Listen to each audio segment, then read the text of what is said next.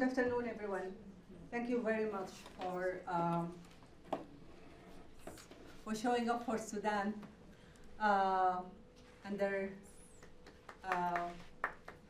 very, while we are going through very difficult times and circumstances. My name is Halil Karib. I work as the Regional Director of the Strategic Initiative for Women in the Horn of Africa, SIHA. We are the organizer of this event. We're lucky enough that we had the opportunity to be here with you, despite all the layers of challenges that you know of, visa and resources and the long list. We don't take these spaces lightly. It's very important and very critical for us, to be here. We thrive on the solidarity that we receive from you. It's what keeps us going, and what makes our work meaningful. The fact that we have listening ears like yourself. Today's topic is rather heavy, but at least we are, we're just speaking about it, let alone those who are living through it day in and day out. So we're going to speak about the challenges that Sudanese women and girls are encountering, and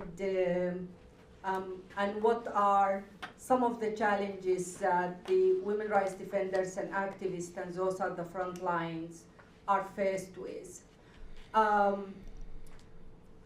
Since the war erupted in April 15, 2023, and I do remember that day specifically because since April 15 and until today, I don't recall a day that has passed without receiving reports of conflict-related sexual violence. So we have been living in this nightmare, day in and day out for 2 years. And it's not only our work, but it's also for us extremely personal, because we're talking about women that we have worked with, women and girls who are our friends, daughters of our friends. The scale of sexual violence in Sudan is quite shocking. And unfortunately, despite all this, sexual violence until today does not, or conflict-related sexual violence is being taken as some form of collateral damage. Nobody is interested in centralizing this issue that's considered, in our view, because we have been, working on this issue for over 20 years, one of the triggering factors of conflicts, not only in Sudan, but in South Sudan and across the Horn of Africa. SIHA, the organizations I work for, it works in addition to Sudan, it works in Somalia, it works in South Sudan, and it works in Ethiopia. And through our work across the region, we understood very well that when the prevalence of conflict-related sexual violence and sexual violence are systematic and are increasing, that means war and genocide are looming around. And we have been saying that frequently, but as I said, it was never being taken seriously. So kind of wonder, when are we going to take this issue seriously, when we are going to understand that sexual violence and conflict-related sexual violence is a political crime, and it's triggered by power and political reasons. The scale of conflict-related sexual violence that's currently happening in Sudan, the scale of violence against women, the enforced disappearance, the slavery, the forced labors that are currently happening in Sudan, they did not happen in a vacuum. They are the outcome of decades of neglect and decades of injustice that has been happening since for the past 30 years. And it's also the outcome of impunity, where the perpetrators were made to think that what they are doing, nobody cares, and they can keep doing it. 90% of the cases of conflict-related sexual violence my organization has documented since the beginning of the latest conflict in Sudan are gang rape cases. So we have documented cases for women who has been gang raped minimum by 3 men. In certain occasions, we have documented cases of women that's been gang raped by 12 men. One of my colleagues who was involved, a member of our network, who was involved in the documentations of sexual violence, she, and she documented a number of gang rape cases, and she contracted diabetes because the level of stress was too much for her. And just a few months ago, she passed away. So that's very telling about how this situation is not only affecting, the victims and survivors on the ground, but it's also affecting those of us who feel that, and actually we do have an obligations of being there to support to support the women and girls, that we are working with, and in another way they are us as well. They are our colleagues, they are part of our networks, and so on. Before we start this panel, I just meant to raise a few issues. We're going to record this panel, and it's going to be broadcasted in YouTube, in SIHA YouTube channel. So please, if any of you doesn't want to show up in this video, just let the photographer know. So I think that's the most important note that we have. Okay, we're looking forward to have a very productive conversations around the impact of the war on Sudanese women, and we're also going to share with you some of our strategies and recommendations that we have been stressing and talking about and discussing, for a while now. I have a fantastic group of speakers here in this room, and each one of them is going to highlight a specific area. I'm going to start with Ni'mat Abbas. Ni'mat is our SIHA Sudan coordinator, and she's someone who has been in the front line inside Sudan and working closely with our teams and networks in different parts of the country. SIHA's office we have been displaced 3 times since the war started. So every time, because this is who we are part of the community. So we lost access to our office on April 15. We relocated into a different state.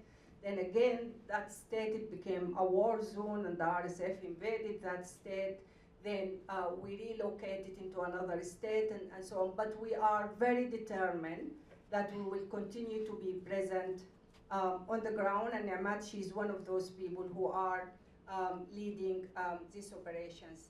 Niamat's presentation is going to emphasize the miserable conditions of humanitarian aid, and the fact that Sudan has never been, supported sufficiently, and the scale of the crisis that we are living through, we are nowhere when it comes close, when it comes to the humanitarian aid and what we're receiving. So, Niamat, over to you. Thanks, Hala, and thank you for being here today.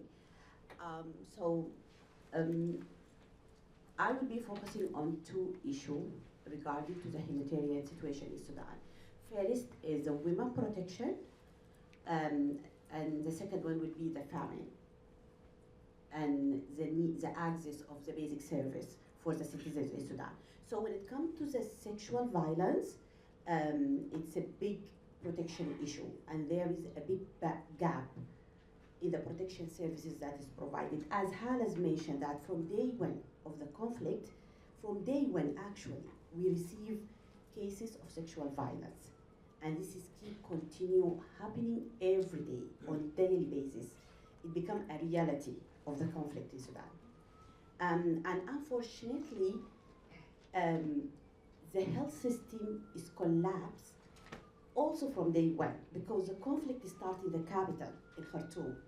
And in 1 week, 75% of the health facility in the country, in whole Sudan, already stopped work, because the center of this service, which is the capital, it become inaccessible. So you can then imagine that every day the number of cases is increased, while the access to the health services is become more harder for the survivor. And then we face the other issue of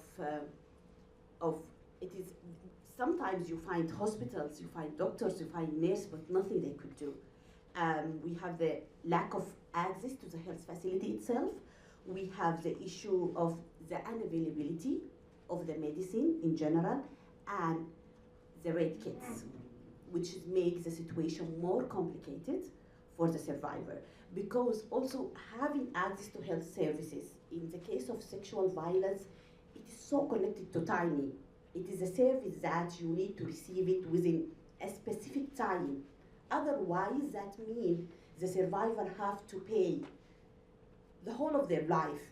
Like it have a very serious health implication on their life, and also unwanted pregnancy come and another issue that then they continue to face it, and it have a lot of socials in a context like Sudan. This is a very difficult. Just imagine that those young girls who have been getting in this situation, not able to access the health services, it's end up that they are pregnant, displaced, or it just makes them more vulnerable. We start, and one of the things that it should be really recognized here is that women groups in general play big role in documenting cases in Sudan. They are leading documentation on the ground, and they are leading even supporting survivor, because the only way, at least for the whole first year of the conflict, to provide any services is that you have to evacuate the survivor. So those groups are like the only way that you need to evacuate them from the conflict zone to more safer zone, and then you are looking for the service. That's why the timing issue coming here, because this sometimes took 7 days, 10 days until you are able within this conflict, with this situation, to evacuate them.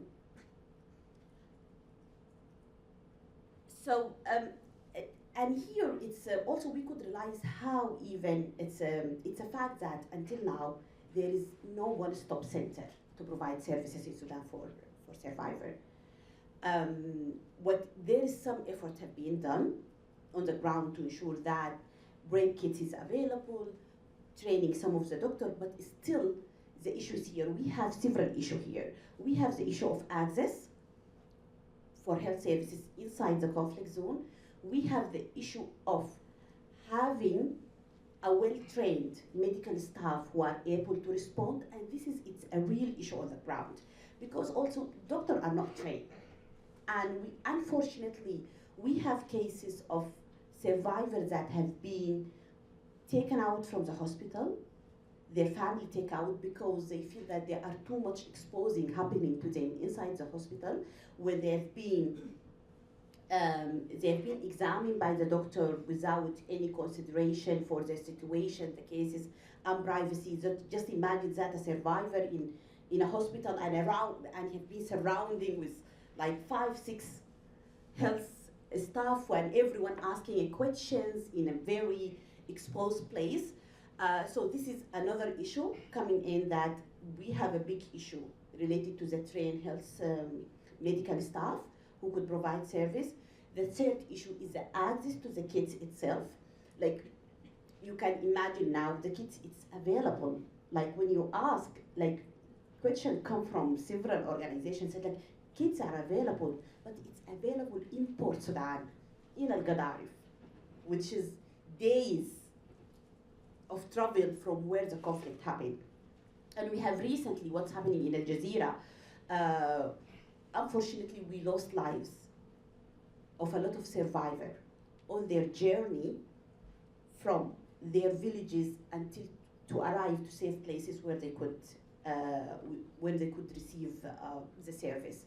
Another issue also comes, it's, as I said, when we have this issue of unwanted pregnancy, the social impact on the girls as a survivor, it becomes very complicated. And this is another part of the issue that we need really to think about it, because this is their future of those young girls. And here also, a lot of work should be done, not just on the community, also on the official levels. The status of those girls should be recognized, and what's happening to them should be documented, and it should be look at it as a justice issue. Okay, it's trying to taking out from the stigma and look at it as a justice issue. What's happening to those survivors, the sexual violence survivor, it is one of the main justice issue for the country. A lot of violation happening in Sudan during this conflict. If any kind of violation that you can imagine, it's happening. Sexual violence was worse because it was systematically happening. It was so clear, all evidence. It was so clear that this is a systematic action that's happening on the ground. It is not individual action. It is very systematic. It is directly to the women. It is direct to the community. Looting happening very wide in Sudan. Forced disappearance happening very wide, and especially for the girls and the women.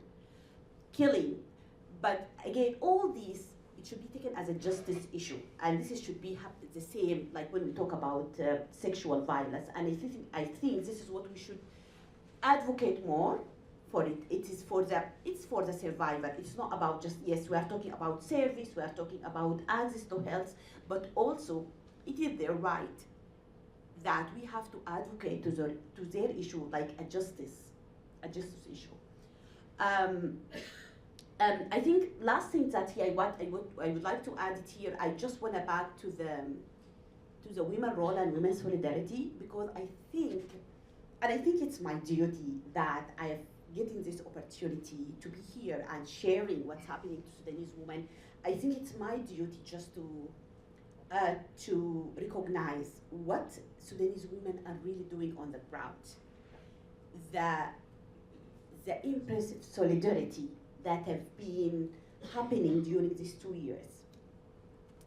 The solidarity that it's not just words, it's action.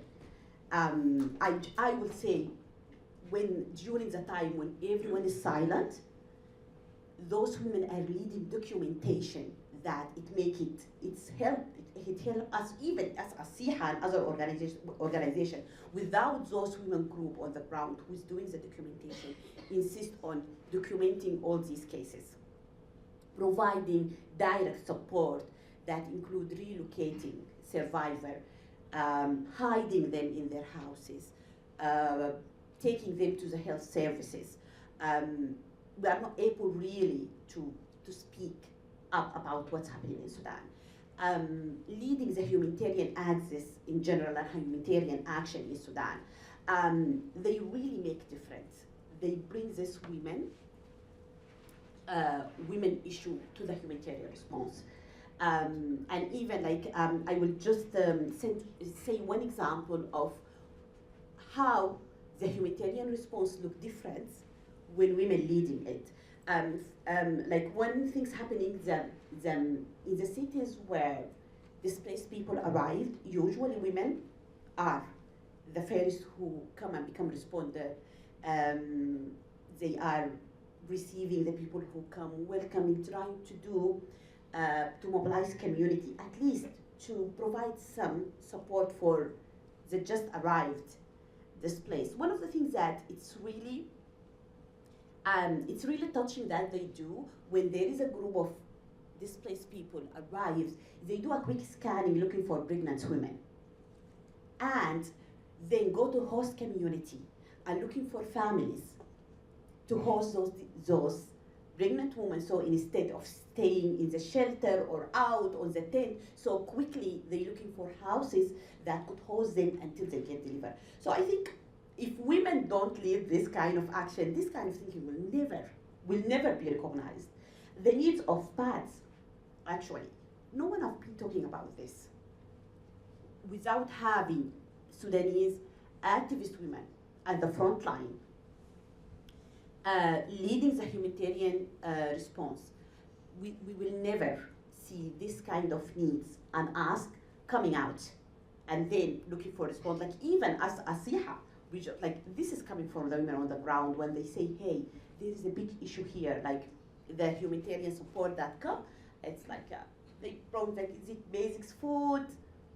No one at the beginning think about those women need pads, for example. So this is coming from the women group, and then after that, it starts to be like, it is something that all the organizations, anyone lead, support on the ground, think about. Yes, it's important. As long as you provide food, you should think also that women has another need that should be recognized. Thanks, Hannah. Thank you.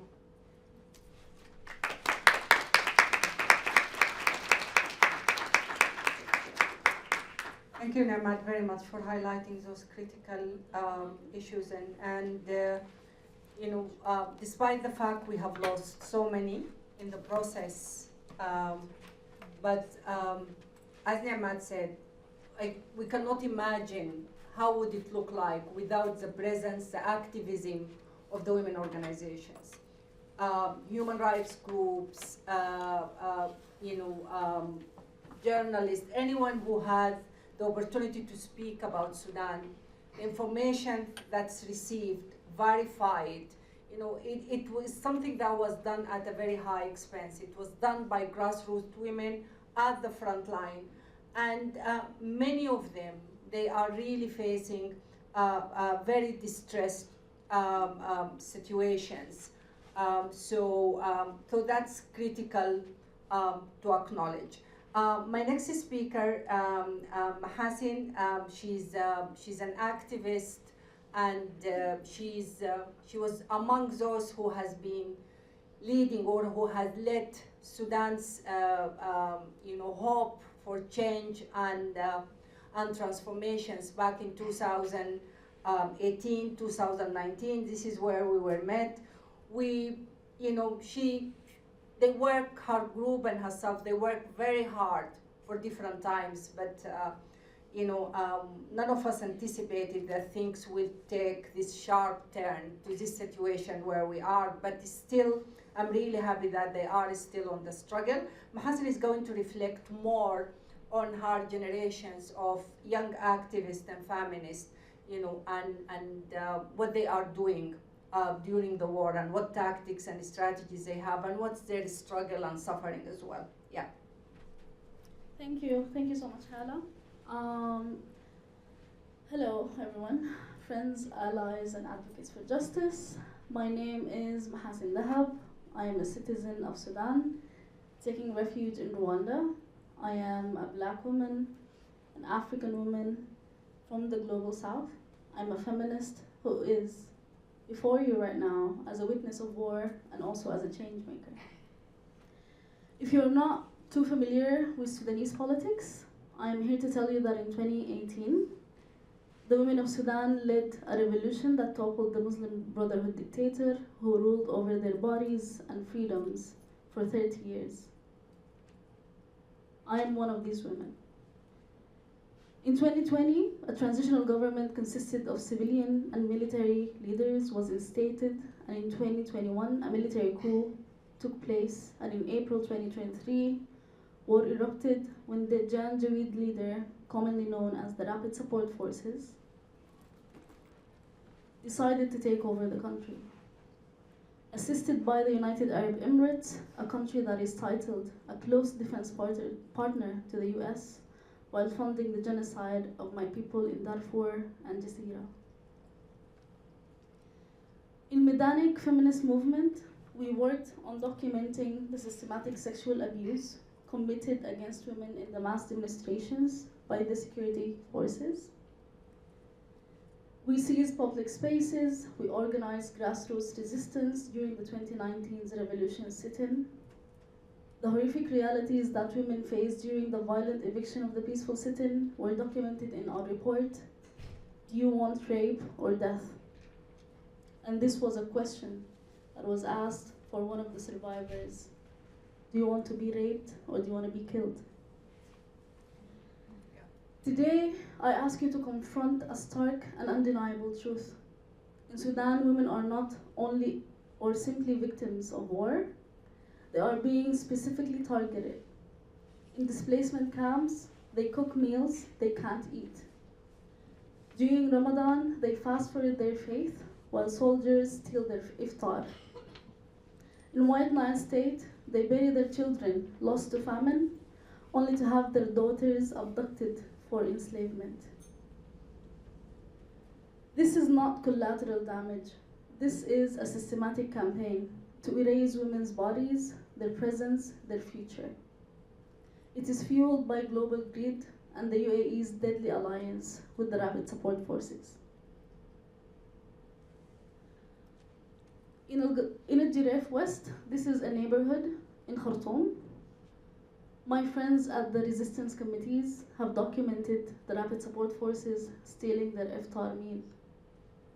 They stole everything that they had already bought to secure their iftar, and this happened a week ago. The RSF soldiers raid homes at sunsets, stealing food meant for children, elders, and families, already struggling to survive on just one meal a day. These are not isolated acts of greed. This is starvation, a spectacle, a direct message to Sudanese women. Your resilience will be punished. In displacement camps, women are not safe. They prepare food over the fires while men eat first, an all too familiar expression of patriarchy, even in the heart of war or exile. Mothers sacrifice meals to feed their children, their bodies weakening as they prioritize survival.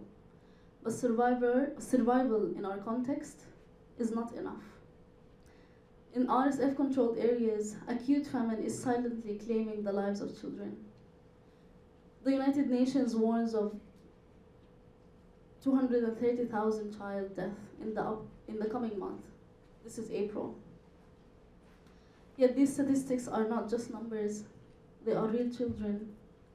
Like the three sisters abducted in the Wild Nile State just last week, aged 21, 23, and 25, now enslaved in the Rapid Support Forces military compounds for forced labor and sexual exploitation.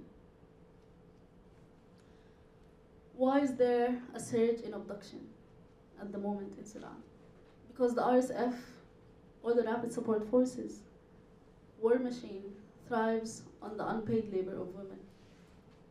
These women are forced into servitude to cook, clean, and serve as soldiers, exploiting their bodies as caregivers to fuel violence.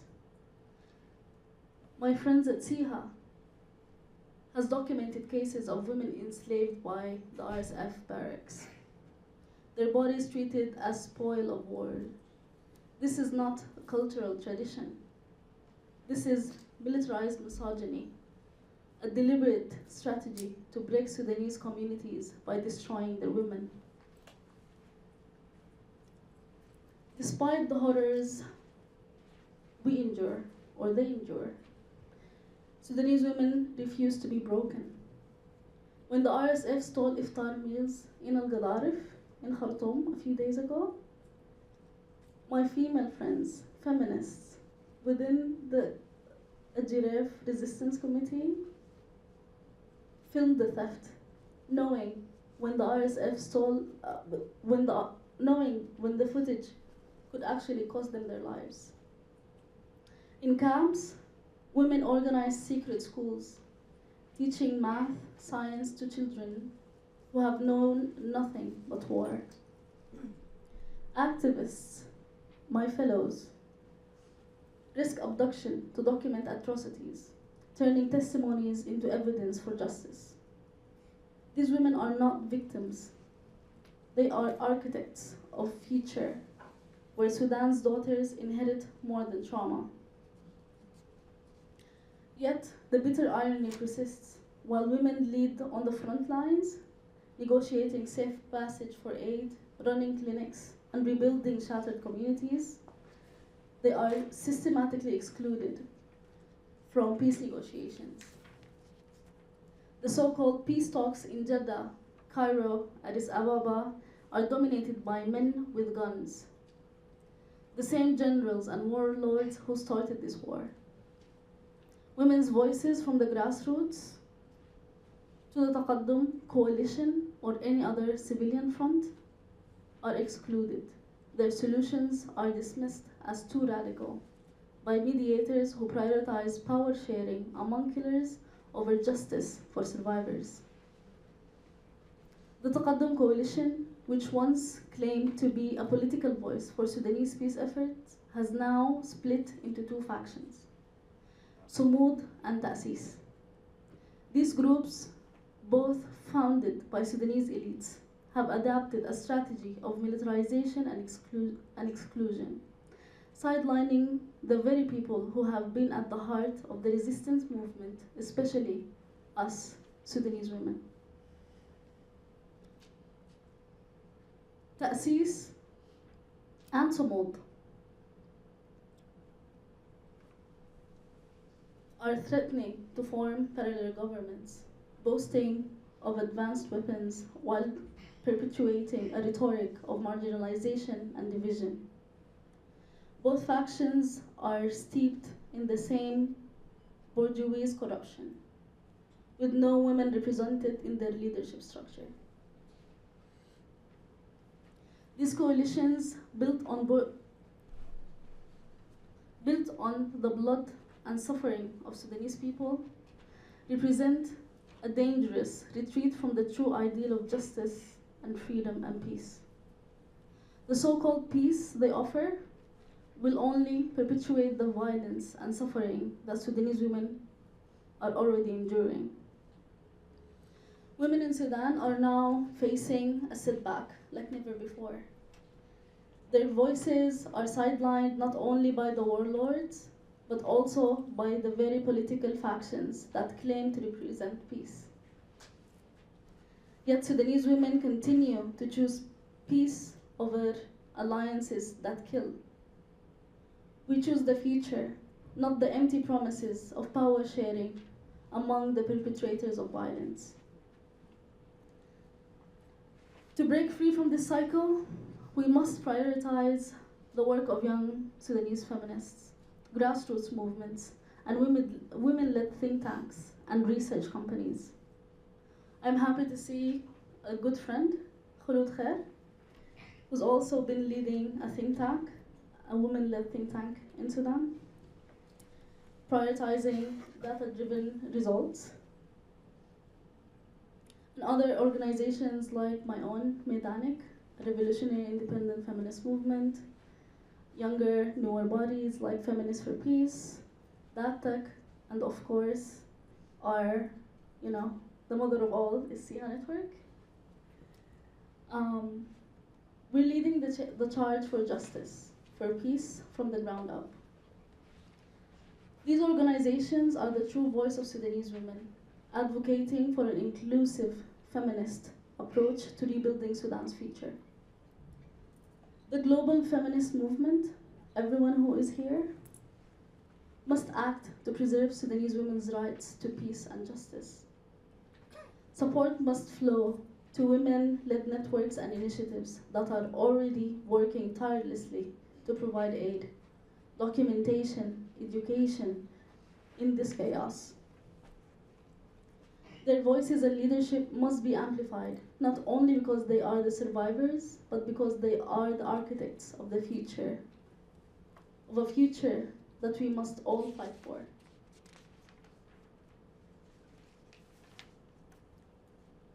You're probably thinking, what should we do?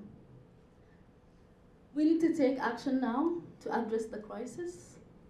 First, hit the RSF where it hurts. Sanction their finances by going after the United Arab Emirates. Armed dealers fueling them, and any corrupt local officials or regional officials that are profiting off this misery. Choke the resource exploitation rackets too. No more gold or minerals profiting of the misery. No more gold or minerals from the RSF-controlled mines can enter international markets. This is very simple, easy research. Second, get humanitarian aid flowing again from the US, UK, Sweden, and others who have critically cut back assistance from Sudan and Sudanese civil society. Everyone who's sitting here, or everyone who is Sudanese, who you will meet in events if you're interested in seeing Sudan, we are truly struggling to continue and being lifelines right now for the women and children in Sudan. Not only with food or medicine, but also in protection and support. Everyone desperately needs resources, and we must reverse the aid cuts on Sudan. Next, demand the United Nations investigations into reports of widespread forced labor and sexual brutality against women, clearly labeling these crimes against humanity that must be accounted for. The world cannot stay silent about agonies unfolding at places like Jirif, Khartoum, Jazeera, Darfur, White Nile. And while all this unfolds, we also need to turn up the volume, share stories and names of suffering women in Sudan, amplify their voices globally. They cannot be ignored. Finally, no more token roles for women in any peace deal negotiations. The international community must absolutely require and enforce much greater inclusion of Sudanese women at any table discussing the future of their country. Their perspectives and survival strategies should be the center in charting a peaceful way forward after years of torment. We should not be brushed aside. Thank you so much for listening.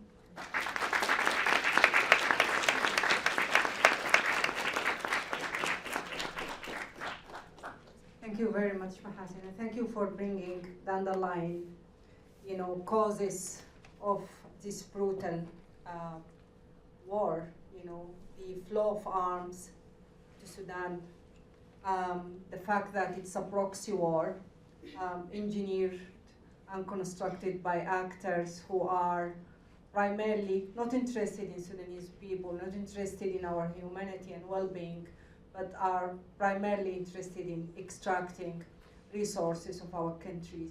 And this is not a new phenomenon. This is it's becoming part of the current transactional politics of the world we're living in. We see it in the Congo quite openly and blatantly happening. We have seen it in Sudan, gold mining and extractions of resources, despite the fact that we're dying every day, it never stopped. Despite the rape and sexual violence, it never stopped. So thank you very much for highlighting this issue. I'm going to ask Akshaya. Akshaya is a friend of Siha, and she's also a researcher at Human Rights Watch. She's here on her own personal capacity, but she's someone with a very lengthy experience on civilian protections, and she have worked in multiple complex and conflict contexts, and she has been extremely supportive of Sudanese civil activists and of Sudanese women. So Akshaya. Thank you, Hala, for having me, and thank you, Siha, for creating this space. I'll begin by saying I'm both heartened and also heartbroken to be here with you, the Commission on Status of Women. Heartened because we have this room. It's filled with women who are concerned and caring about the situation globally, the crimes of sexual violence that are taking place, and the conflict in the Sudan. Heartened to hear from Nimat and Mahasin the solidarity and the strength of Sudanese women who have faced so much, but also heartbroken because we, the international community, we are not doing our part. It is not for Sudanese women's fault to have not told us what is happening. They have been ringing the alarm for 2 years, for more than 2 years, we can say for 2 decades. It is not due to lack of information that we see lack of action, and it is incumbent on all of us to try to change that dynamic. So I thought I would take a few moments to reflect on why we are where we are, why we see this paralysis. Mahasan already pointed to the fact that this is a proxy war. We have the United Arab Emirates involved here supporting one of the conflict actors. We have the rapid support forces who are fighting with the power of external actors behind them, which is enabling their violence and crimes. But we also have seen deadlock here in this building behind us at the United Nations Security Council. Hala and I, we had the opportunity to do advocacy together here after she spoke in front of the UN Security Council almost a year ago now. We worked together. Nima Ahmadi, a Darfuri activist, has spoken and given her testimony before the UN Security Council. And last summer, Khaloud also spoke. We had 3 Sudanese women come and share their testimony, but not just their stories, their analysis and their recommendations. And unfortunately, their calls, which were clear and unequivocal, for protection action to be taken, for solidarity with the emergency response rooms, for locally driven peace processes, these recommendations were not taken up. Their recommendation and ask that we address the need for psychosocial care for survivors, that the lack of medical care for victims of sexual and gender-based violence be addressed through provision of rape kits, that the issue of forced pregnancy be mainstreamed, has not been taken up by humanitarian actors. And in fact, in response, we now are dealing with more aid cuts. And I think perhaps most heartbreaking, even the documentation of international actors has not led to change. The UN itself, in its own system of collecting cases, has not stood up the kind of mechanism it needs to get all the information about crimes of sexual violence which are taking place in Sudan. It's been almost 2 years now with no monitoring and reporting mechanism for Sudan. We also know that my organization, Human Rights Watch, we have documented crimes of sexual violence in El Geneina, in Darfur. There we saw patterns, which we also heard about. from Nimat, of sexual slavery, of abduction, of women being held for a period of time, of mass rape and gang rape. We see similar patterns in our research report, which we published on Khartoum and Durman. Since then, we've also published research on Jazeera and the Kordofans, and unfortunately, in each of these instances, in each of these situations, we see the rapid support forces acting with impunity. So I'll close with a reflection on what's needed. We know there is an accountability gap. We are here now, coming close to the 20-year anniversary of the Security Council's referral of the situation in Sudan to the International Criminal Court. We have yet to see one case come to full fruition there. We are waiting for justice to be delivered for those survivors. But in the meantime, the victims of that first war of ethnic cleansing, those victims were once again displaced and once again attacked by the rapid support forces. In Zamzam camp, where children are dying of famine, where the shelling of the camp has led to mass displacement, in El Fashir, in Abu Shuk, in Al Janeina, those same victims who faced the crimes 20 years ago are facing crimes once again. And that is a true testament to the lack of effective action by the international community. But it's not hopeless. There is an ability to push for change. We need a protection-centered response. And I want to reflect on where we go from here. We know that in a few weeks, we'll be seeing the anniversary of this conflict. We'll be seeing a conference take place in the United Kingdom. There, unlike the United States, the government has committed itself to Sudan. They say they are preserving aid for Sudan. They are maintaining Sudan as a priority. And so ensuring that that conference has an outcome that is gender sensitive, that includes women, that puts women at the table so that their voices are heard when they outline what they need is critical. I think if one thing comes out of the Commission on Status of Women in these coming weeks, it's that women's calls for protection are undiminished. Yes, there was a veto at the Security Council last year which blocked a mechanism which could have helped this, but that should be no cause for diplomats to rest. And I hope each of you takes that in your conversation to any diplomat to ask them what are their plans in New York for Sudan, because Sudan has been left on the sidelines, and one failure in the council is not a reason to stop. We've seen in the case of Syria multiple failures, and now here we are at a new dawn, and I hope the same for Sudan.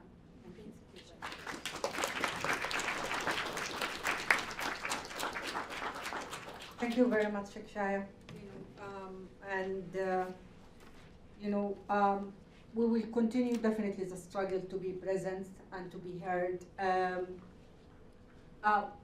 We insisted to have, a grassroots woman, a true survivor, someone who has been victimized, but she also, someone who is, coordinating a network of survivors. And it's, to reach here, most of us experience a lot of challenges, but she also wanted to be heard. And we had lengthy consultations with her, and she was very determined that she wants to be heard. So bear with us for just a few minutes, to take a listen.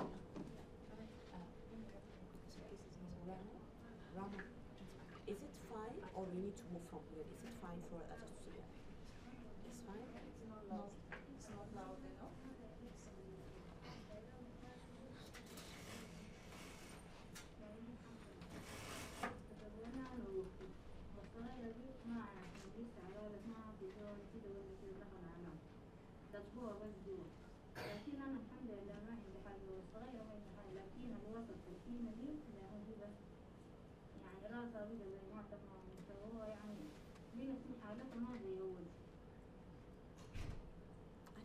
See the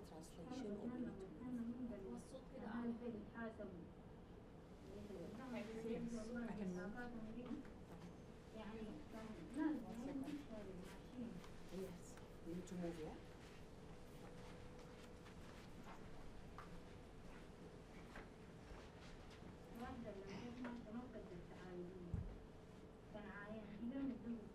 لو عجبتيني قومي نادي يعني حاجات كلها ما متوقعين عنها وغير نحن بس بنات كتار والله في حينا ده يعني ابتدوا علينا في واحدين سافر أسئلة الموقف حقنا نحن حصل لنا ده في أسر عديد رحلت من هنا يعني فاتوا لحد الآن نحن ما عارفين إن الخبر الموقف حصل لنا نحن وأنا بتمنى بس خصوص الغدايا دي بس يجيب لنا حقنا بشكل قانوني بس دايرين حقنا لا الناس فعلا لما يزالون احنا ما بنقدر نجاوب نقول لهم مثلا يعني العرض بتاعنا احنا حواليه ولا حصل لنا كده اهتداء ما بنقدر نتكلم في المجتمع لأنه الناس ما بتسكت وشغلة دي بتنتشر والله بتمنى الناس دي يتحاسبوا ويجيبوا لنا عدالتنا بتمنى يتحاسبوا ويتحاكموا لكل البنات الدنيا وأي واحدة يعني حصل لها موقف زي أنا ده بتمنى لو هم ما قدروا يتكلموا أنا بتكلم إنه الناس الخرشوا لهم ده وسووا لهم كده وكده يتحاسبوا ويتحاكموا لكل البنات أنا بتمنى العدالة دي تكون لهم ويحاسبون وتكون لهم يعني عبرة لأي زول إنه كان ما يتجرأ يكبش ولا يعتدي على بنت ولا يخش لأسرة يعتدي عليها ويضربها وينهبها ويسلبها.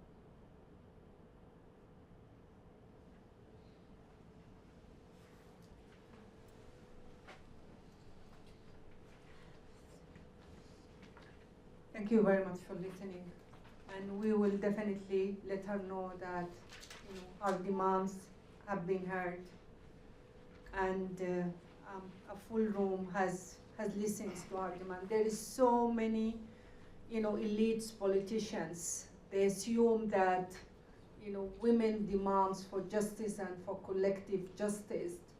It's not real, and there is ongoing cycles of disregarding and brushing away what we are going through. It means a lot for us. It means a lot for those who were directly affected, to have a form of justice and to acknowledge what has happened to them, which is really critical and important. So thank you very much for listening. Before we move to our last speaker, Dr. Malvis here, who's going to speak to us exactly about this particular topic, why it's critical and important, to start preparing and working on justice, and why, this time around, women issues should never be dealt with as collateral damage if we are talking about, reconciliations, if we are talking about peace, long-term peace, learning from other experiences. I would like to invite a colleague, a program advisor for SIHA in South Sudan, Alwela team. Alwela, she's going to speak about some of the shared synergies between Sudan and South Sudan in terms of the current conflict in Sudan, but how is that impacting South Sudan? How is it impacting the women in South Sudan? She will speak about that briefly, but also she will highlight how the absence of justice is actually driving and exacerbating the crisis in South Sudan as well. Thank you, and thank you to see her also for holding space throughout this process. I know it's not been an easy journey. My name is Alwela Tim. I'm from South Sudan, and I support SIHA on their program advice in South Sudan. I think in as much as Sudan and South Sudan have separated on paper, we're still pretty much entangled in every aspect of it. And if you look at the playbooks that are being used, be it war, be it negotiation and peace processes, the leaders are simply exchanging the playbooks. The strategies that were used during the South Sudan war, we're seeing them fully used in Sudan war at the moment. And we're starting to see Sudan also get taken to a place where South Sudan has been for the last over 10 years. And that is an endless transitional government and peace processes. And so sometimes when I see excitement in my sisters' faces around peace negotiation and peace processes and agreements, I tell myself I wish they knew the long ride they're in, because it's going to be an endless, depressing, traumatizing, and even worse cycle than an active conflict. Because what that does is that you're dying silently and people think you're fine just because the guns are silent. But the reality never actually changes. And so there's a lot of similarity with what's happening in South Sudan, what has happened in South Sudan over the years, and how we see that replicated right now in the past couple of years in Sudan, and the strategies continue to be exchanged. We cannot underestimate the impact, the economic impact the conflict has had on both countries, especially South Sudan, and how that has also impacted women and girls on a different layer. Because if you live in a country where you're seen as part of the commodity, where you're seen as part of a family resource and wealth, in times of economic struggles, the girls are also at the forefront of paying that price. And we're seeing cases of child marriages, we're seeing cases of forced marriages that are highly tied to economic struggles because of the high bride price that is attached to a lot of these marriage processes. And so even though you're not experiencing gang rape and sexual violence as a weapon of war, they continue to experience exploitation, rape, sexual violence in different forms that have historically been normalized as cultural practices, as just that is how things are, that is how we do it. But these issues are often exacerbated by the conflict and the struggles that the countries are going through. We're starting to see the exploitation of young people. We've seen a lot of that happen in Sudan. For both, it's not just the Sudanese youth, but the South Sudanese youth that are desperate, that are frustrated, and they become very easy target for recruitment, to be used in these conflicts. And we're seeing that in Sudan, we're seeing that recently in South Sudan. So many frustrated young people that have no choice but always think the gun is the option. Because history has shown that the leaders in these countries only listen to the sounds of the gun. Anything beyond that is not seen as a form of power. And all of these underlying dynamics, we're seeing influx of returnees to a country that is already a humanitarian crisis, that is unable to actually take care of its own citizens. We have a huge population of internally displaced persons as a result of intercommunal conflicts, as a result of natural climate crisis that is happening, floods that have displaced populations of people. And then you have other refugees coming in from Sudan or returnees. We have refugees now coming in from DRC as a result of their conflict, Ethiopia.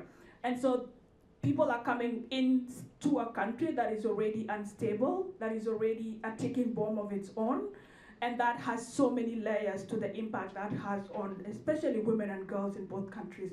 So just to say, Hala, that the similarities that we're experiencing, that we have experienced, and that Sudan is also most likely going to go through, we also need to pay, in the higher level, is really paying attention to the playbook and starting to cut it from that point before we fall into the cycle of the same, what happened in South Sudan, and then replaying the same thing in Sudan, and then we're stuck in this dysfunctional cycle forever. And so I think politically there's a lot of implications that has, and the people that will always pay the higher price for that are going to be women and girls, whether you're looking at it in Sudan or what we're experiencing right now in South Sudan. Thank you very much.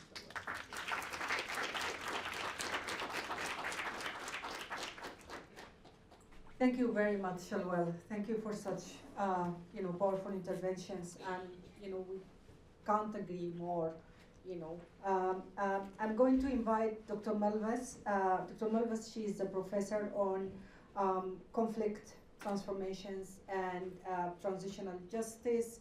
She teaches here in the United States, but she also teaches in different parts of Africa. She's originally from Cameroon, but she has also been someone who has been very much involved on the challenges of justice and accountability as the triggering factors of violence in Sudan. Malbis. Thank you so much for giving me the floor and for the opportunity to contribute to this very critical conversation, one that has become not just part of my work as policy, in the area of policy-driven research, but also just something I really consider a huge part of my purpose. I'd like to begin by sharing a parable that I once heard.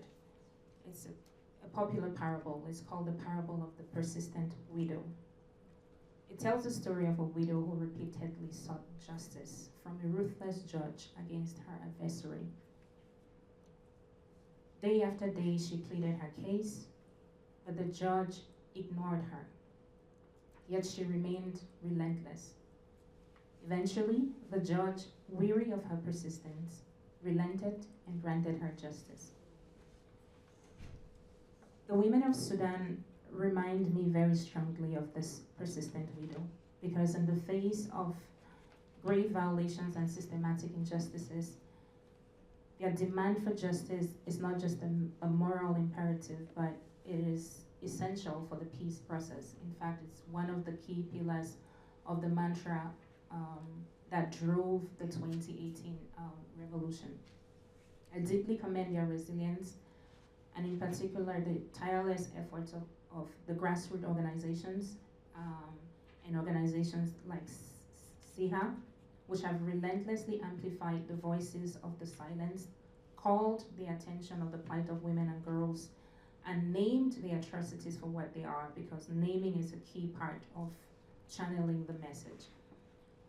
Year in, year out, from Nairobi, Gambia, here to in New York, they have remained steadfast in their advocacy, pushing for meaningful actions.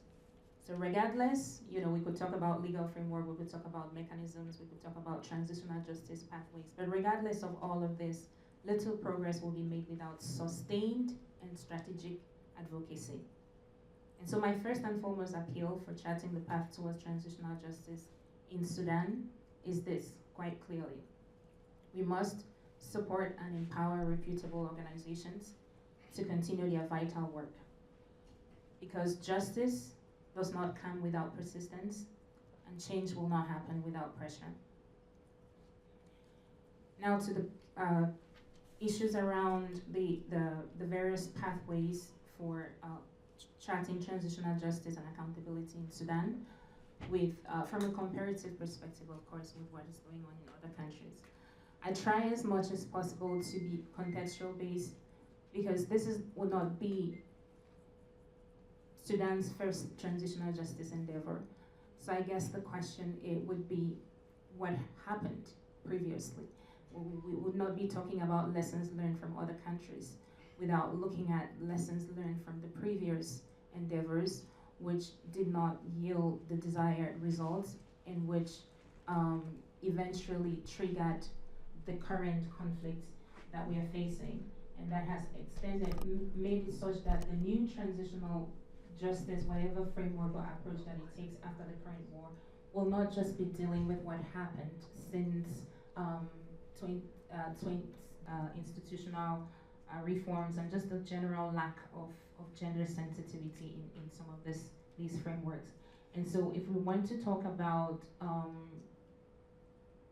planning for transitional justice post the conflict, we need to be looking at why the previous one failed and how to recenter these issues in the new framework.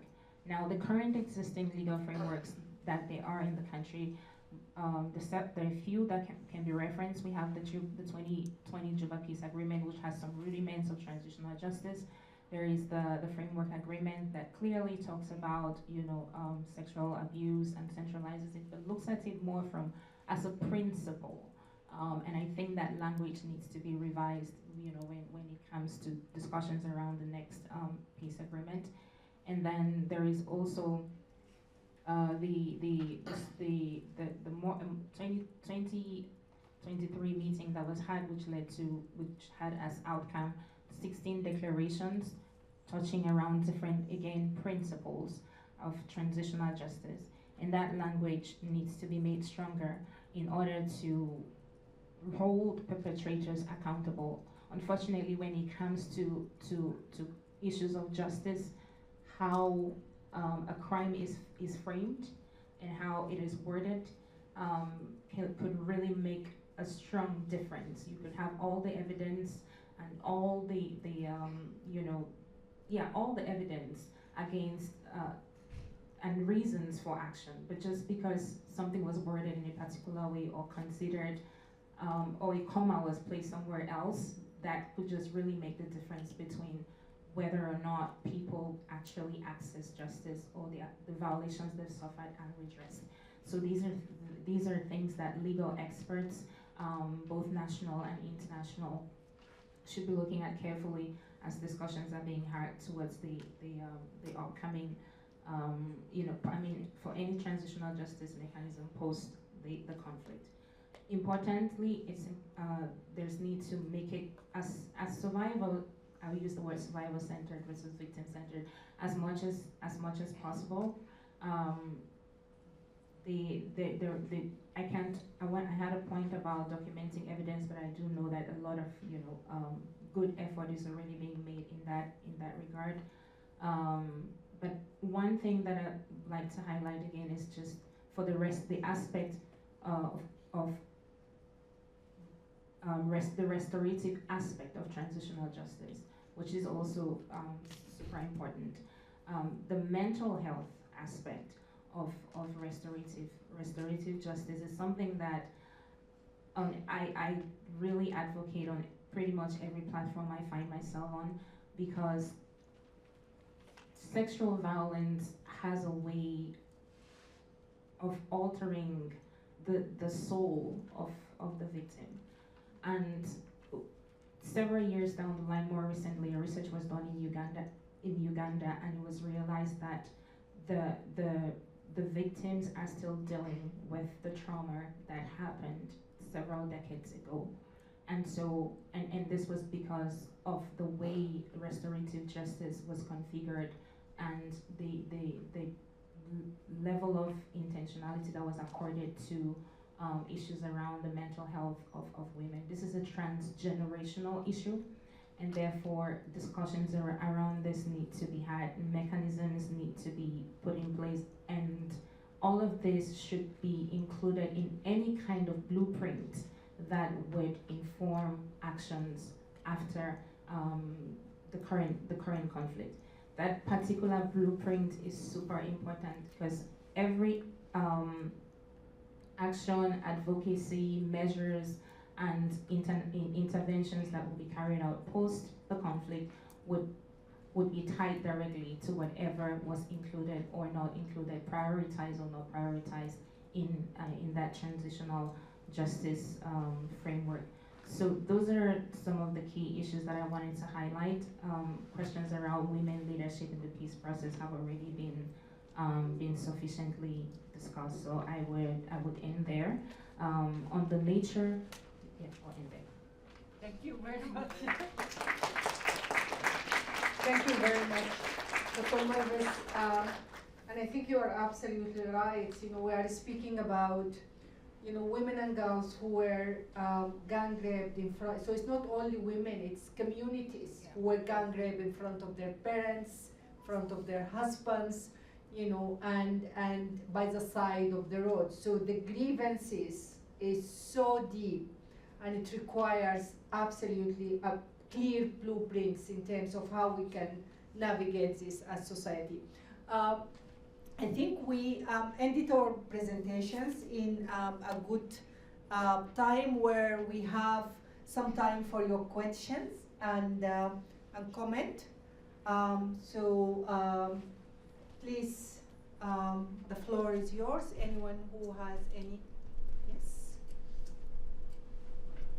I'm sorry, the microphone is very short, so you have to come here.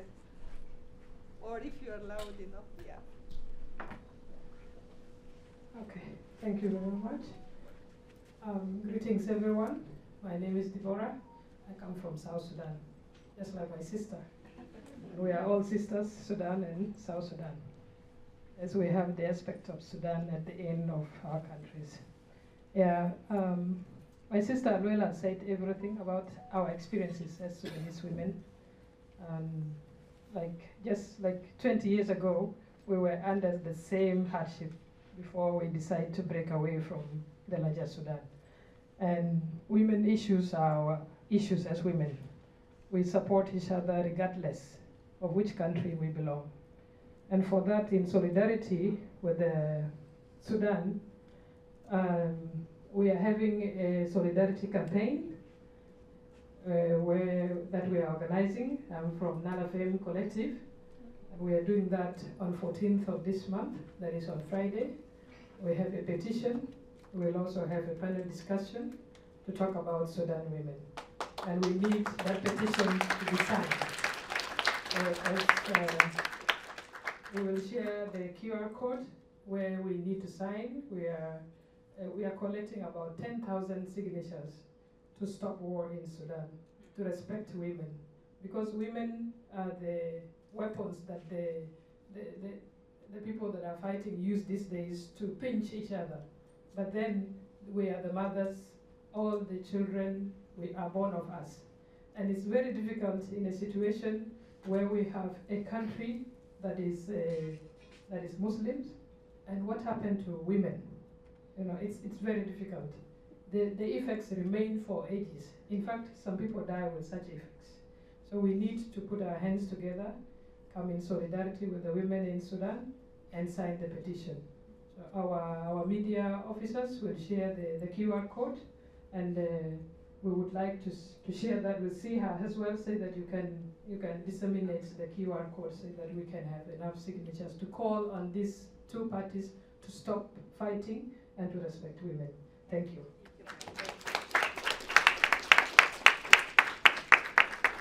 Thank you very much, Deborah. Thanks a lot. We will definitely do that. I see a hand there. Yes, you. Yeah. I think I'm audible. I'll speak from here. Okay. My name is Paleka Yang. I work for Equality Now as a gender advisor for the Middle East and North Africa. So when the war happened, I was actually in Khartoum and have witnessed firsthand some of the things that you have testified here about. I have a question and a comment. My first question is in regard to documentation that CIHA is working on. Most of the reports are documenting violations that have been committed by the rapid support forces. Very little documentation is about, let's say, conflict-related sexual violence that has been committed by the Sudan Armed Forces or other militant groups that are affiliated with the Sudan Armed Forces. So I'm just curious to know, is that because such violations are few? Is it a question of access? Just to further understand the documentation that you're doing. The comment that I have is in regards to the peace process. I agree with my previous sisters who spoke about how peace process, they're not perfect processes, but my experience as well in South Sudan with the peace process that started in 2014 is that as much as peace processes are not perfect and peace agreements are not perfect, but the fact remains that by virtue of being in such spaces, we're able to at least negotiate some gains for women. And that's the example of the transitional justice mechanism for South Sudan, which is not perfect, but at least we managed to make sure that issues around sexual violence, around women's issues are incorporated into the peace agreement and into the negotiation text. So I just want to say that regardless of the politics that Mahasin spoke about, the taqaddum and all these issues, but I think it's still important to, at some level, engage, regardless of the complexity and the politics that's around it. So yeah, thank you. Thank you very much. I'm going to answer your questions regarding the documentations. As of April 15, the RSF has literally, this is changing now. The RSF has occupied more than 1/3 of Sudan. The 4 states out of the 5 states, Khartoum state, Al Jazeera state. So the only territories that has not been occupied by the RSF are were Eastern Sudan and the Northern Sudan. So the presence on the ground of the RSF has been massive. This is changing at this point in time. The RSF is not in Al Jazeera anymore. They are at the peripheries of Al Jazeera. Khartoum and Khartoum North, the situation is just, SAF is regaining controls of this. But the presence of the RSF, on those territories, it's has, and the way of invading and occupying the territory. SIHA has done an analysis where we detect patterns in terms of what the RSF exactly doing, and this is something that we have been following up over the past 20 years because we have also worked in Darfur. So we did a comparison, and it's the same pattern. So you invade the territory, the ultimate goal is to try as much as possible to force a large number of people to evict the territory, and so that you can transfer it into a militarized space. So sexual violence has been always used since they were the Janjaweed as a strategy for forced evictions, and for controlling and grabbing land. And it's a very effective strategy. Millions of productive Darfur communities, between 2003 until now, they were all lost, their land, and they were, turned into, displaced people or refugees who were 100% reliant on aid, and then the territories is under the control of the RSF for extractions wherever they can. So this strategy is exactly applied, in Khartoum, it's applied in Al Jazeera, and sexual violence and using women's bodies not only as war strategy, but as a tool of war. Now, I'm not saying that Sudan Armed Forces, they don't rape women, they do, and they have a long, brutal history of sexual violence. And let us not forget that the RSF, or the Janjaweed militia, is the construct and the product of Sudan Armed Forces. But the reality of the matter, we report what we see and what we hear, and the reality of the matter is that the RSF or the Janjaweed, they played at the ruthless arm of Sudan Armed Forces for decades. And that's a strategy. This is what they use. And if you choose to live within the territory, then you will be, you have to live by the terms. So there is other forms of violence that's happening against women, sexual violence that's happening against women. There is forced marriage, for example, of little girls that happens when they settle in the area. There is the hotspot of sexual slavery, where poor women, were kind of used in certain locations. And then there is servitude. There is literally slavery. Women were forced to labor, to extract the resources, being mining, being farming. That happened, it's happening in Darfur, it's happening in Al Jazeera.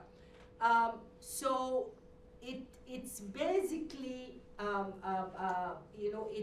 it's part of how, they operate, and also the presence on the ground, as well. I don't know if that answers your questions. Mahasin, yes. I want to respond to the engagement. Yeah. Thank you so much for the question and the comment.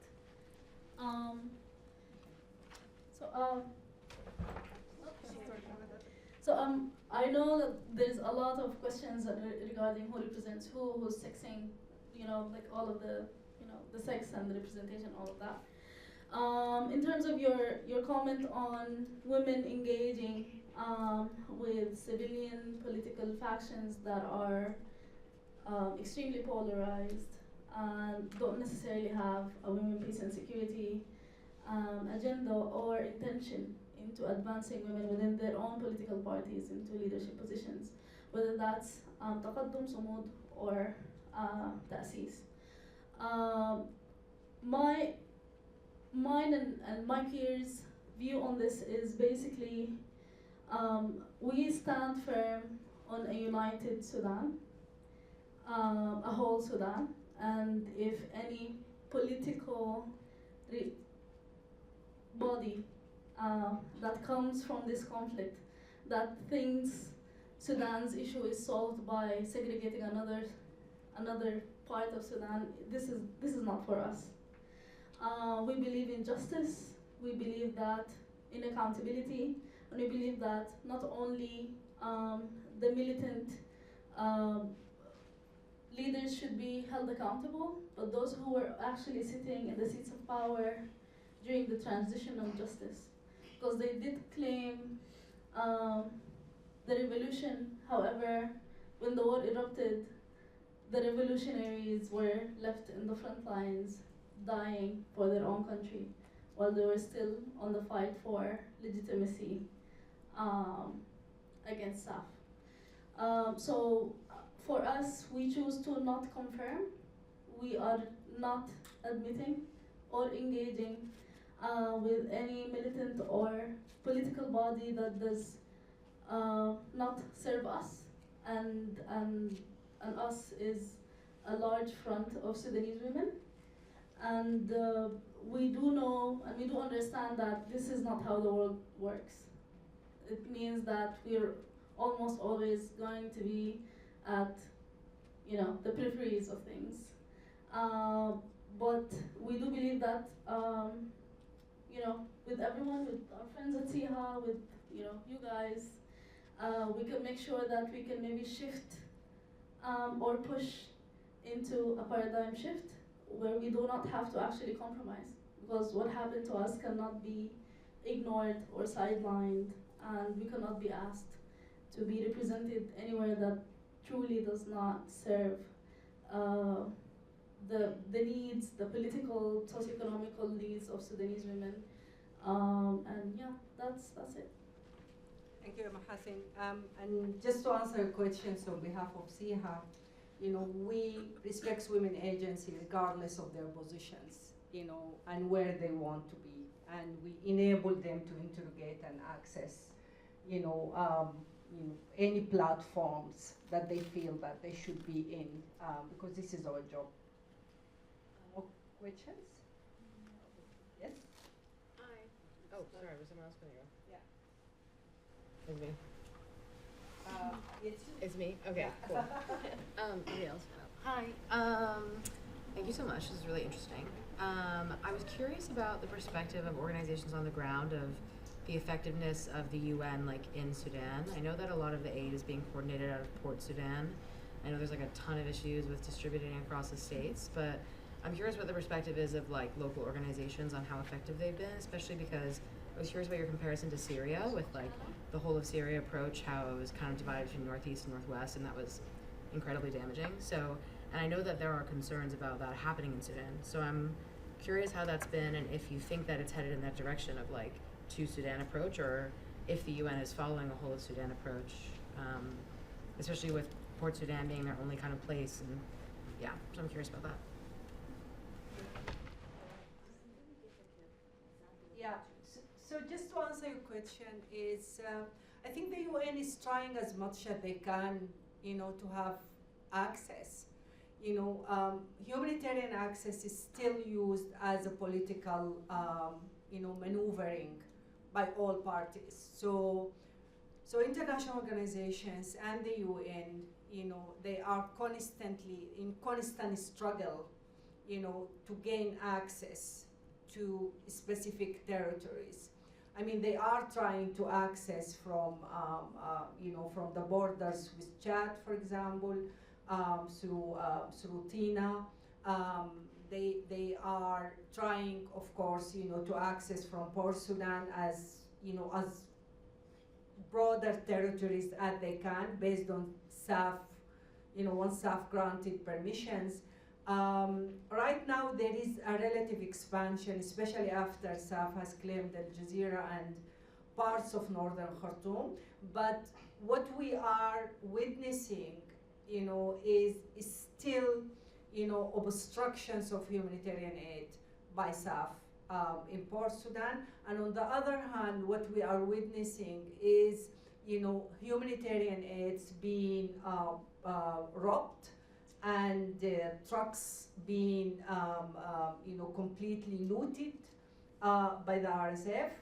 So it is a real challenge. But having said that, despite everything, what's actually available, in Sudan, what's entering Sudan in terms of humanitarian aid, it's very minimal, and it's hardly sufficient to meet the needs of the massive number of displaced people.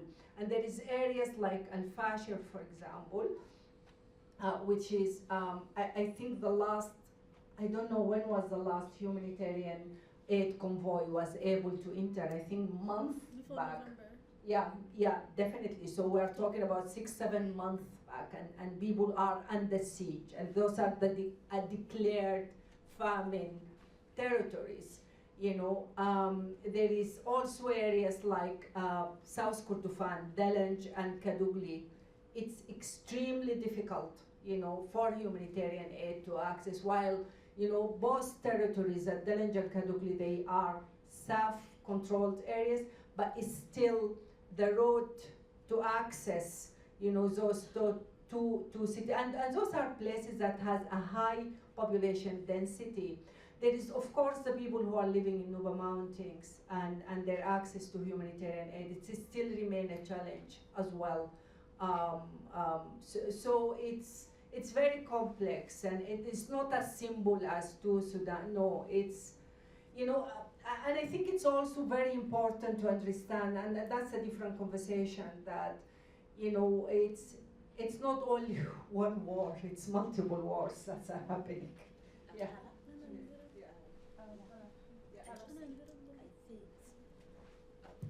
I think when it comes also to humanitarian aid, it's very important to mention the role of local actors.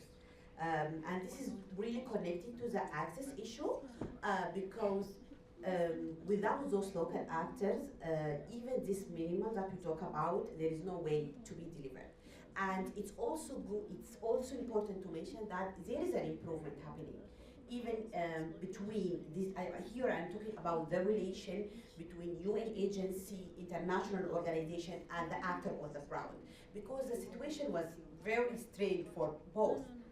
And both they are trying to agree on a kind of term of how they could work together, because you talk here about unregistered body, and it's not like a big institutions, and why you are expecting for them to do a work that need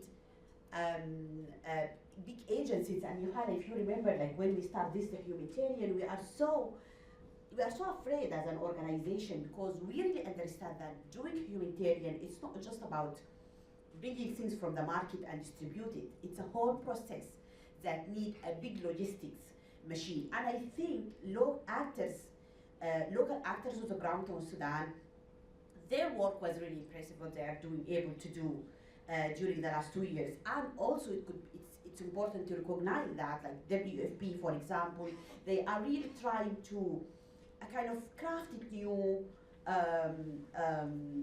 new ways of how they could deal with this. So I think this is what we need to really invest on it when it comes to humanitarian in Sudan, that this relation that's established, and actually it's established by, it is not like a decision, but it was a fact that what was available on the ground.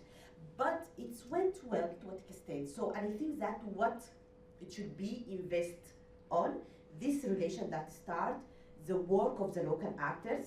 They have been proven it's effective, but still much be needed to be done, especially from the part of the UN and the international community in regard of how they could invest more on this, how we could improve it and make it more effective on the ground. Thank you very much. I'm afraid that time is really running, and I'm just going to ask the speakers, everyone, just to say like 1 minute last words before we close. So, Ramat, I believe that was your last words.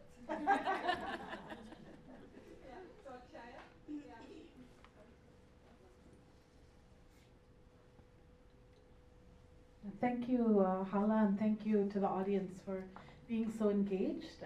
I want to underscore what Nemat said about local actors. I think as we engage in charting a place and a way forward on protection responses in Sudan, nothing will be effective without close coordination with the local actors, primarily because of the realities. We are driven by the fact that even the types of institutions who stay in the hardest circumstances, for example, Médecins Sans Frontières, they have been forced to evacuate, shut down their operations because of insecurity. Just recently, they left Zamzam camp where they had been present for decades. They have been forced to shut down their hospitals in parts of Khartoum, and they have not been able to come back. And so when you're in an environment where there aren't international actors, the local Sudanese emergency rooms, the Sudanese civilian-led, women-led coalitions, they're the ones who have put their bodies on the line to do protection work in real time. And here in New York, we have been calling in our advocacy for an international protection mission for Sudan. We continue to emphasize that, but that should be done in coordination with local actors.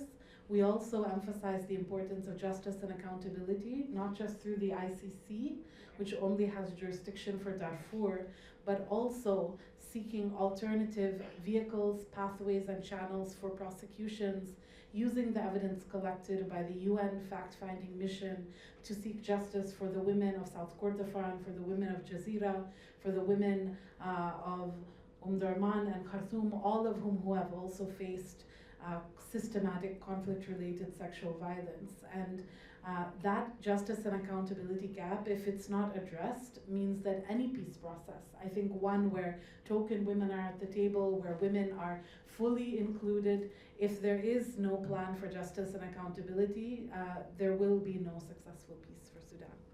Thank you very much, Ishraya. Yeah? Exactly what she said.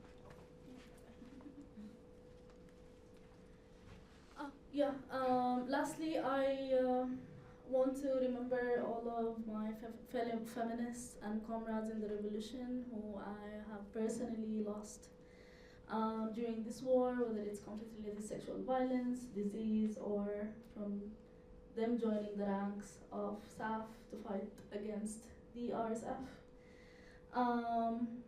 I think I want to call on all of you and everyone here to stand for Sudanese women, and don't look at us as victims, but also as resilient, fighting back and trying to make peace happen and change our lives. And in your stand, just always remember what you're doing for Sudan, working with Sudanese women, working on Sudan, is you are actually sending a message for war criminals that you cannot use rape as a weapon and you will not get away with it. And I think this is what we need to emphasize on leaving this room. Thank you so much. Thank you so much for listening, and thank you for your presence. And we're quite honored that you stayed with us until the end. Yeah, and have a great evening. Yeah.